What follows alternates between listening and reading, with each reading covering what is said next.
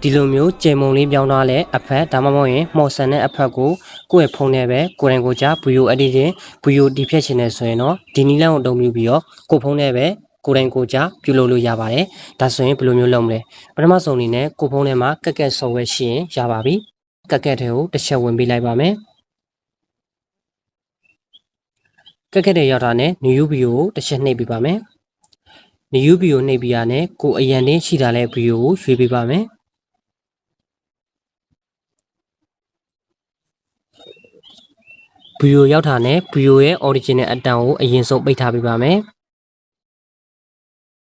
မပိတ်ထားခြင်းလည်းရတယ်ပေါ့နော်ပြီးရနဲ့ဗီဒီယိုကဒီမှာဆိုရင်6စက္ကန့်ရှိရပေါ့နော်6စက္ကန့်ရှိတယ်ဆိုရင်ကိုကပထမဆုံးအပိုက်ကိုဒီတိုင်းပုံမှန်ပဲလမ်းလျှောက်နေတဲ့ပုံစံဖြစ်မယ်ဒုတိယအပိုက်ကိုဒီကျေမုံလေးအဖြစ်ပြောင်းသွားတာဒါမှမဟုတ်ရင်မော်ဆန်နဲ့ပြောက်ကွက်လုပ်မှဆိုရင်တော့ဗီဒီယိုတပုတ်ကိုနှစ်ပိုင်းပိုင်းလိုက်ပါမယ်3စက္ကန့်ကြီးပိုင်းလိုက်ပါမယ်အတိအကျမဟုတ်လည်းရတယ်ပေါ့နော်ဒါဆိုရင်ပထမကတော့ရိုးရိုးလမ်းလျှောက်သွားမယ်ဒုတိယအပိုက်ရောက်တာနဲ့မော်ဆန်နဲ့ပြောက်ကွက်ကျေမုံလေးအဖြစ်ပြောက်ကွယ်သွားမယ်ပုံစံလေးဖြစ်အောင်လုပ်မယ်ပေါ့နော်ဒါဆိုရင်နှစ်ပိုင်းခွဲပြီးသွားပြီဆိုရင်တော့ဒီဗီဒီယိုအဖက်ကိုထပ်ပြီးရွေးပေးပါမယ်အောက်မှာရှိတဲ့အဖက်ကိုနှိပ်ပေးပါပြီးရနဲ့ဗီဒီယိုအဖက်ကိုထပ်ပြီးရွေးပေးပါ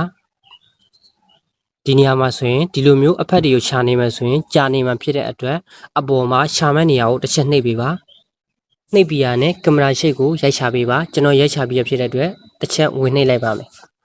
ဒါဆိုရင်ကင်မရာရှိတ်ဆိုပြီးတော့3ခု4ခုပေါ်လာမှာဖြစ်ပါတယ်ဒီနေရာမှာစိန်လေးနဲ့ပြထားတော့ပရီမီယံဝယ်ပြီးမှလားအတုံးပြုပေးရမယ်ငွေနဲ့ဝယ်ပြီးတော့မှအတုံးပြုလို့ရမယ်ဒီဘက်စိန်မပါလဲဟာတော့ပရီမီယံဝယ်စရာမလိုဘူးဒီတိုင်းပဲတုံးလို့ရတယ်ဒီတိုင်းပဲတုံးလို့ဟာကိုရွေးပေးပါမယ်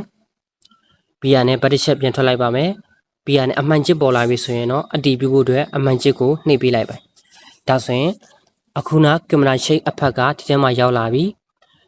ကင်မရာရှိအဖက်ကရောက်လာပြီဆိုရင်တော့ကိုကဘေးနေရာမှာကင်မရာရှိအဖက်ကိုထည့်မယ်ဆိုတော့ထပ်ပြီးတော့ချိန်ပြီးတော့ရွေးပြရမယ်ပေါ့နော်ဒါဆိုရင်ဗီဒီယိုတစ်ပိုင်းလုံးကဒီလိုမျိုးလှုပ်နေမယ်ဆိုရင်အဆင်မပြေဘူးပေါ့နော်ကိုလိုချင်တဲ့နေရာပဲလှုပ်စီချင်တယ်ဆိုရင်တော့ဘေးနေရာမှာလှုပ်ချင်တယ်ဆိုတော့ကိုကတူပဲရွှေ့လို့ရတယ်ကျွန်တော်ကဒီပထမရိုးရိုးဗီဒီယိုကနေပြီးတော့နောက်ထပ်ဗီဒီယိုကျေမုံလေးပြောင်းသွားလဲမှော်ဆန်သွားလဲဗီဒီယိုပဲ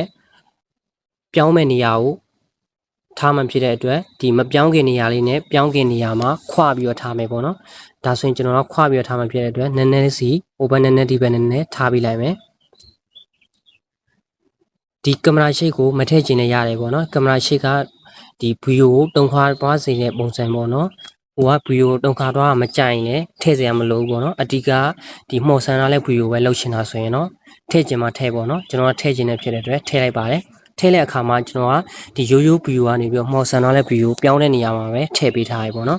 ်ဒါဆိုရင်အပြောင်းလဲလုပ်တဲ့နေရာမှာထည့်ပေးထားရထည့်ပြီးရနဲ့မှော်ဆန်ထားတဲ့အဖက်ကိုထည့်မှဆိုရင်တော့မြားလေးကိုတစ်ချက်နှိပ်ထွက်လိုက်မယ်ပြီးရနဲ့ဗီဒီယိုအဖက်ကိုထည့်ရွေးပေးမယ်ပြီးရနဲ့ရှားမှကြာမှဖြစ်တဲ့အတွက်စိုက်ဘားကိုပဲတစ်ချက်ရွေးပေးပါမယ်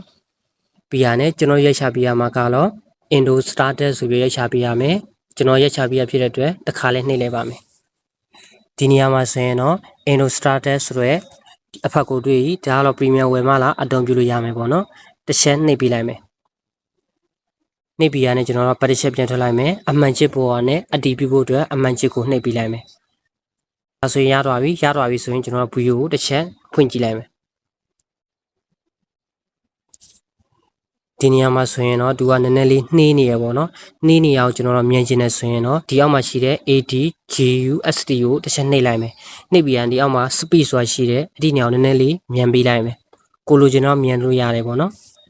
်ဒါဆိုရင်ရပြီပြီးရင်ကျွန်တော်တို့ကဗီဒီယိုအပိုင်းကိုဘယ်လိုမျိုးအရှည်လိုချင်တာအတူလိုချင်တာကိုစိတ်ကြိုက်ဒီအတူအရှည်တူလုပ်လို့ရတယ်ပေါ့နော်အဖက်ကိုလည်းကိုလိုချင်လို့ပုံတွင်းလို့ရတယ်ပေါ့နော်ဒါဆိုရင်ကျွန်တော်တို့ကဗီဒီယိုတစ်ချက်ဖွင့်ကြည့်လိုက်မယ်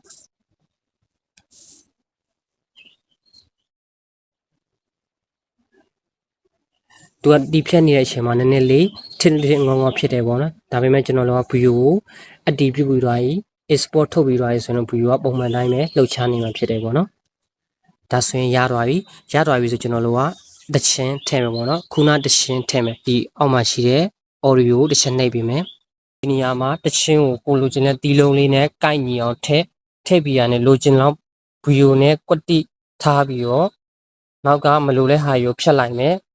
အပေါ်မှာရှိတဲ့ export ထုတ်လိုက်မယ်ဆိုရင်တော့ကျွန်တော်တို့လိုချင်တဲ့ view လေးကရလာမှာဖြစ်တယ်ပေါ့နော်